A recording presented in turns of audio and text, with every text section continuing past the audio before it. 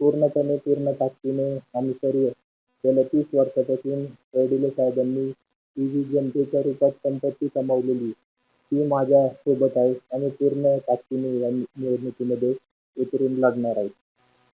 तर भारतीय जनता पार्टी जो निर्णय घेईल तो मला मान्य राहील व सर्व पार्टी माझ्यासाठी जो निर्णय घेईल तो मी मान्य करेल आणि निश्चित येणाऱ्या निवडणुकीमध्ये चांगल्या पद्धतीने जसे साहेब काम करत होते तसेच मी देखील काम करून या निवडणुकीमध्ये विजय प्राप्त करेल. मुख्यमंत्री साहेब बोलले म्हणजे सर्व काही. मुख्यमंत्री साहेब जो आम्हाला निर्णय देतील तो मान्य आहे. उद्या त्यांनी कुठलाही निर्णय घेतला बिनविरोध त्या निर्णयामध्ये सर्व त्यांच्यावरती आहे.